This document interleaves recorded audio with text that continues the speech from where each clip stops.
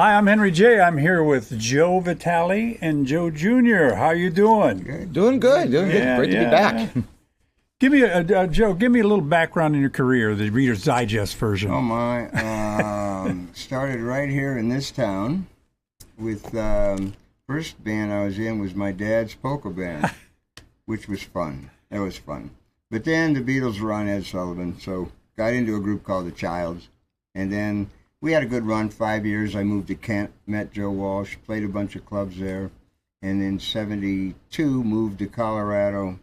Start with Joe Walsh there, and that ended up going on to Crosby, Stills and Nash, Eagles, Frampton, bunch of different bands. Danny Fogelberg I played with, and ton of records and stuff. So it kind of grew from my first moving to moving to Colorado really changed everything, because there was a studio out there called Caribou Ranch, and it was the new hot spot to record. So every artist came there, and we were there. So we got to meet a lot of people.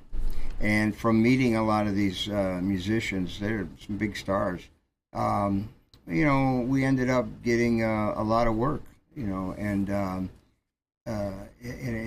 that's the way it's of course it's what you know, who you know, but it's where you live too, and or where you're hanging out. Yes. And we ran into so many great musicians. Stephen Stills lived in Colorado. Yeah, I did like the knife story. No. Steve Stills.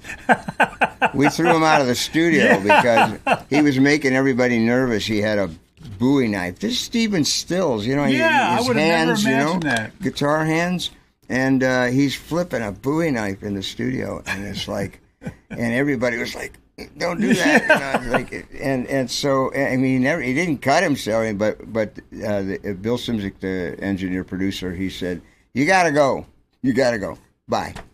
Take your knife and leave. Yep. And so he was like, okay, but like it was, that makes people nervous, Would me. And why was he doing that? It's like flipping a knife. Anyway, so it was a great time in music. Early '70s, mid '70s. Yeah. Man, really was. Everything exploded, and so one thing led to another, and now we're at almost 2023, and I'm still doing the same stuff. That's awesome. That is awesome. So tell me, you had your first big shot gig. You told me the story years ago. I think it was Crosby, Stills and Nash. Yeah, tell me that story. That's great. It's actually the situation that basically changed my direction in life in that sense. When I was 10 back in 1987, which now totally dates me,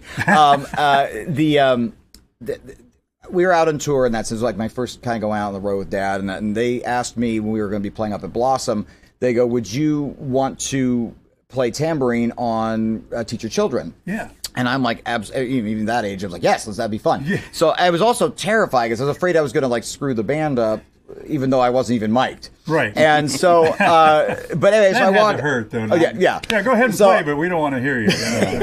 So I walked out on stage, and there were it was about 19,000 people. It was a sold out show there, and I heard the roar of the crowd in that sense, and I kind of decided at that moment that's what I wanted to do. At that point in my life, I wanted to be an astronaut, like most every other child at that point. But then at that stage, I decided to kind of start learning about music more and start wanting to do what Dad did. And that's and that was, I thought that would change your life. That was the moment. Pretty much. Yeah. That hooked you on music once and for all. Yeah, absolutely. Yeah. So,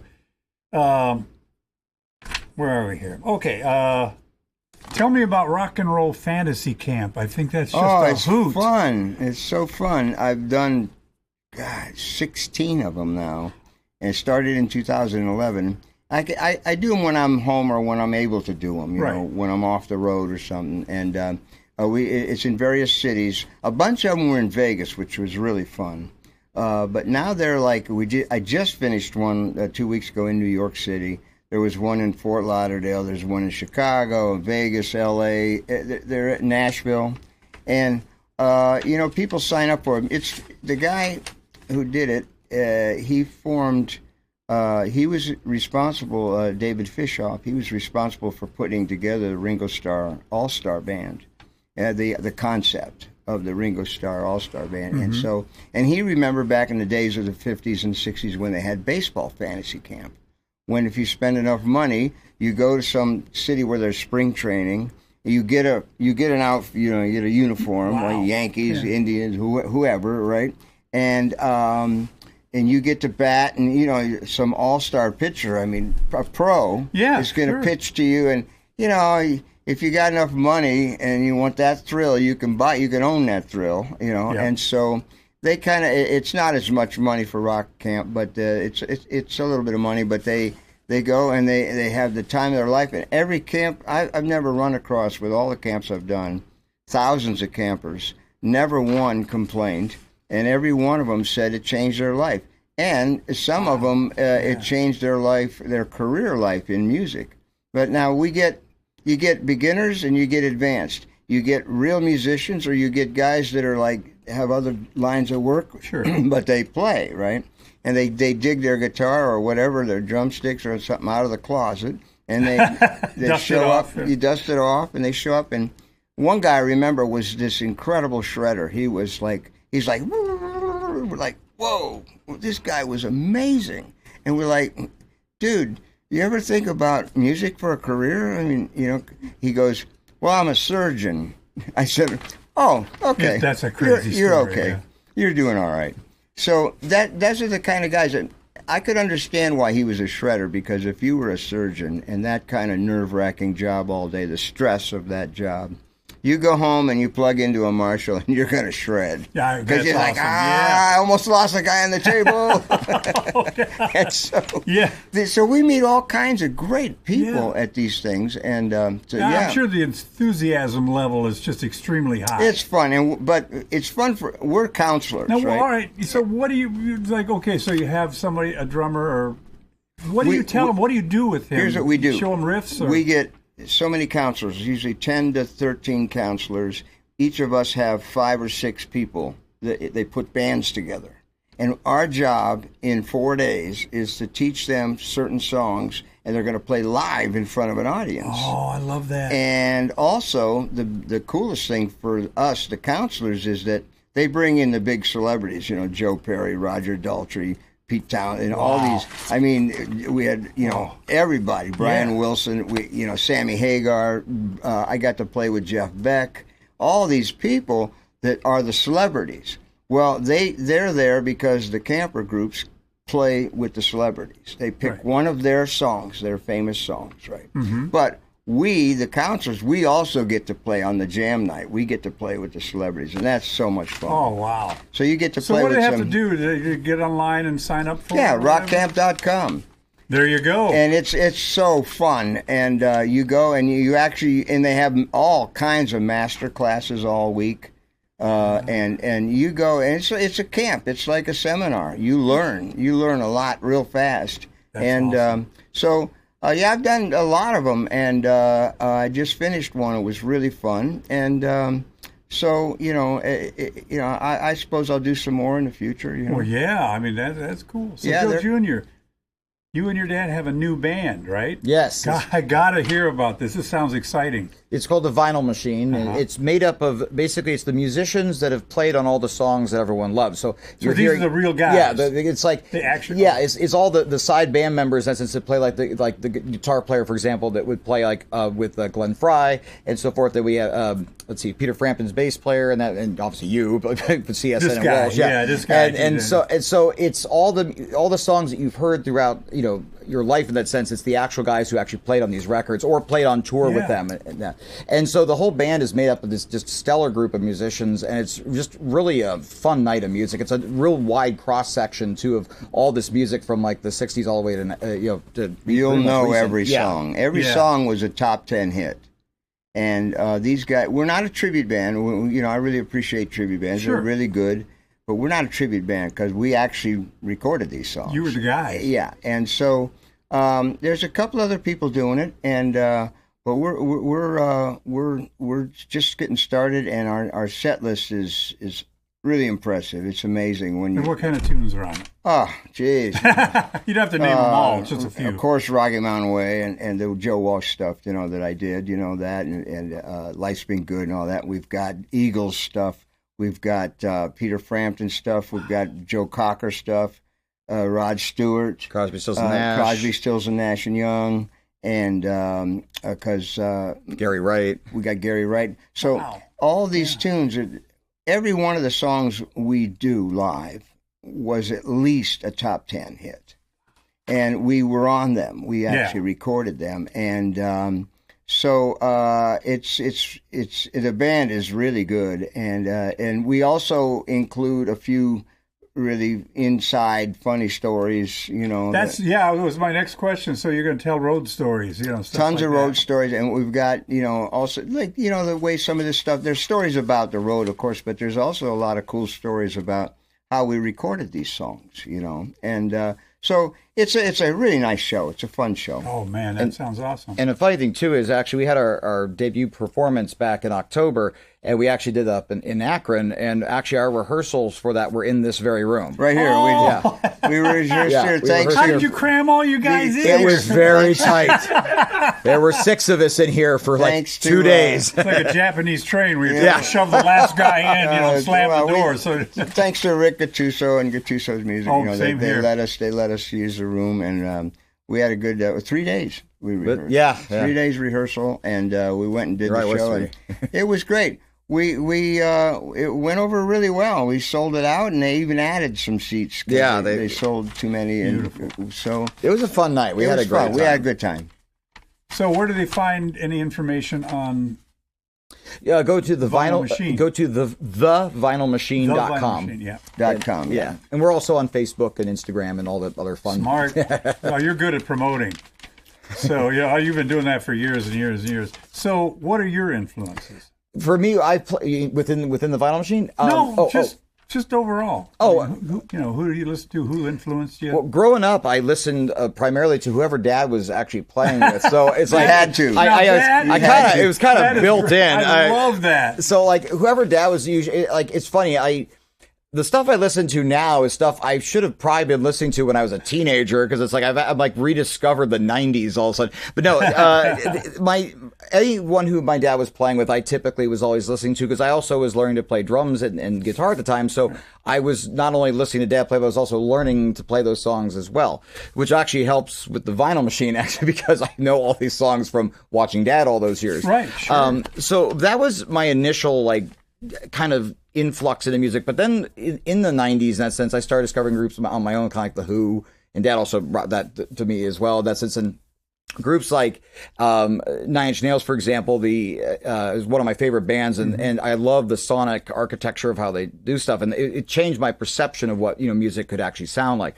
So it's drawing from a lot of different sources, because you'll have stuff from hardcore electronica and industrial to alternative rock to classic rock. There's a whole kind of blend of all that. That's good. But I started listening to, for example, I discovered Bowie in the mid to late 90s in that sense, and I became a huge fan of his then also at the time. So it's funny because there's so much music out there. You sit there when you discover a group that you've never heard of, but realize how long they've been around and how big they were, or even if they were obscure, just how amazing they were, that you never knew existed until that point in your life. And there's points where I'm like, I am so behind on learning certain. I try to stay up on stuff, but it is like, to give you an interesting stat, right now, it's different than obviously about 30, 40 years ago when they were releasing music. Now, because of like Spotify and so forth, there are approximately, I think the number's around 40,000 albums a day that are released. So what's amazing about like the current technologies, anybody can get their music out there. The problem is getting heard now, because now you're in the white noise of everybody else. But the thing about that though is it makes people have to be somewhat more creative and have to jump into the marketing realm. But it leveled the playing field, because when we started playing, there were school dances. There were all kinds of places you could play on a real stage. You played at the Y in Mansfield, Ohio. In fact, Joe Walsh played there. Yeah. We hated him. We didn't know what it was. But we didn't know what it was back in the day. We were waiting for the Listen while I play my green tambourine. We're waiting for those guys. But, you know, yeah, so Joe, early influences. Well, I grew up in a jazz family. So with my father, he played jazz, and he played, so he played records all the time at the house. And so I grew up listening to, big band stuff. Buddy Rich was my all-time hero.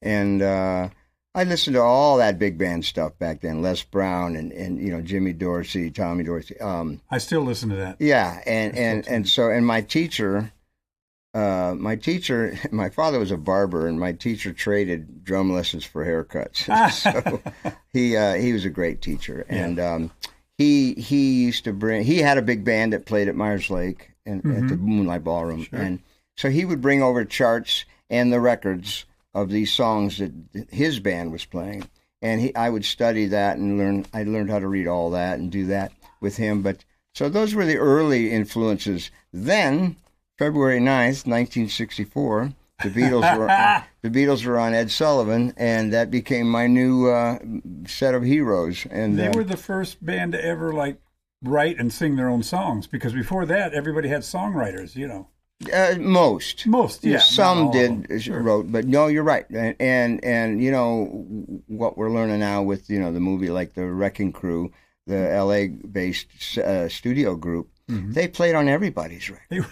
I was talking to a couple of those guys. Hal Blaine, I was talking to. He was at one of the rock camps, and I said, why didn't you guys get recognition? If you look at all them old records, them guys played on thousands of hits.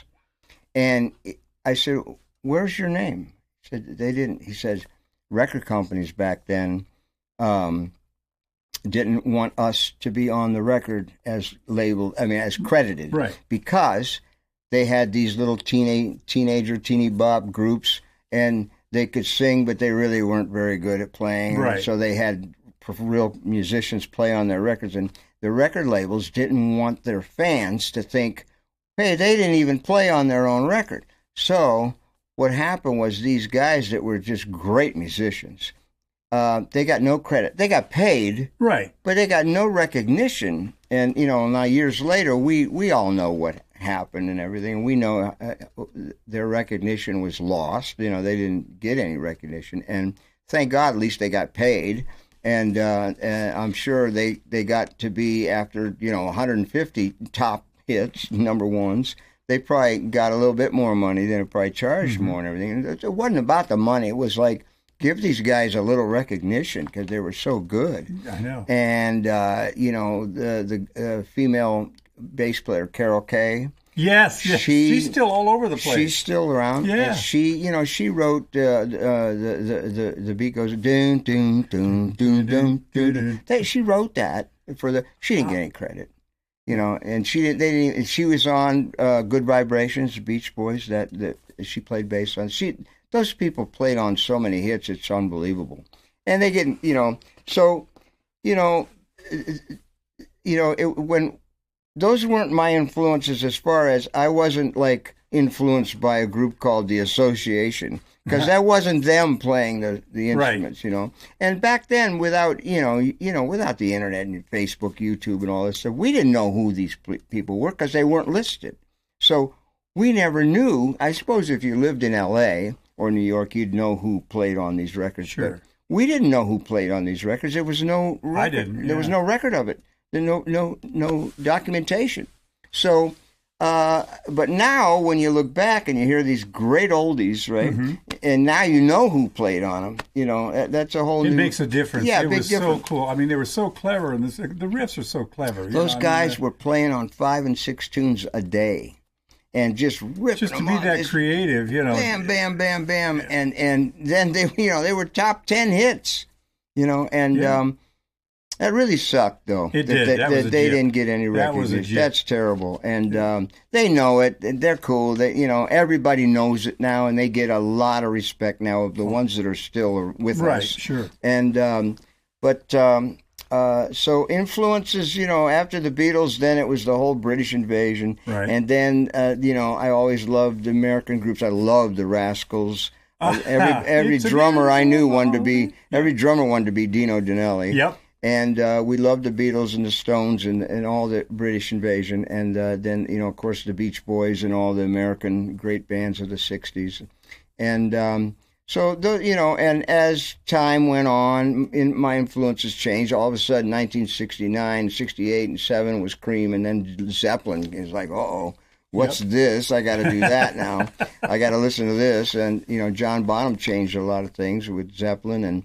And you know, and then the whole explosion of rock and roll in the 70s, you know, classic rock it became, you know, there's oldies of 50s and 60s, then there's 70s, there's classic rock. There were millions of records made in the 70s. So, you know, your influences, you just keep adding influences as you go on. Yeah, you do. In fact, there's a band I want you guys to see. They're called the Jazz Avengers. They're all Japanese girls in Japan. I mean, they're playing, and they're doing pick up the pieces. That's awesome. And the drummer's just a little tiny girl, just killer. It just doesn't look right, though. It can't possibly look right. Something wrong with this photo. It looks like it's photoshopped. So dynamic. Yeah, really. There's a group called Baby Metal. It's a Japanese, 3 girls. It's a Japanese group. They're absolutely insanely awesome. The performance. They're playing like these huge music festivals. They have a song like about chocolate or something like that. But it's just, they were like really young when they started. But yeah, they did this whole thing called Baby Metal. Love it. I love that kind of stuff. I'm always searching for new stuff. You know, so yeah. You're a filmmaker as well. Yes. So what are you working on now? You got anything new? At the current moment, I'm actually starting to get a lot of work going for my group Ravenwood in that sense. So I'm getting ready to produce some new music videos for that. And mostly what I've been working on a lot lately is primarily doing a lot of music videos for within my own material in that sense. And I'm doing a bunch of different work for some different like Akron Civic Theater and some other places around there too. So we're keeping very busy with that. But and you did all the video work for the vinyl. Yeah, I did all. Yeah, I did. We did all that. So in fact, if you want some of that on the show. Plus this interview, and if you have a couple of videos you've done of yourself, send them to me. I'll add them to the show. We will, thanks. Yeah, absolutely. I mean, yeah. Well, it was really exciting to see you guys again. Thanks so much. Yeah. You take care. Good to see you back on the airwaves. Yeah, it just was a lucky thing all of a sudden. You needed to get back. You needed to get back. Yeah, I know. I like meeting musicians and talking music. You know, absolutely. So. I want to mention, too, that my group Ravenwood, we have our first major headlining show coming up here on January 7th at Canton Palace Theater. So yeah, if you could mention something about that. Absolutely. It'd be great for support for him. Yeah, all my sponsors would leave, you know. I don't have any sponsors. I have all the ad council spots, you know, those, don't text and drive, that's it. No, absolutely. We're bringing out the full laser light show. It's going to be a really intense night. I'm excited. It's going to be fun. That's great. Well, you guys take care. Thank you. Absolutely. Thank you for having us. Let's do it again. And if you please do, I'll need more material. So, and you guys have endless stories. You guys have just really good, interesting stories. So. Well, hopefully keep growing. Yeah. Keep more stories. Well, and you're an inspiration. Keep playing, keep doing what you're doing. Yeah, what else am I going to do? Well, I go to the mall and beg for change. I'll go home I do a couple hours. Watch TV and get fat. It's good to stay on the road and keep active, though.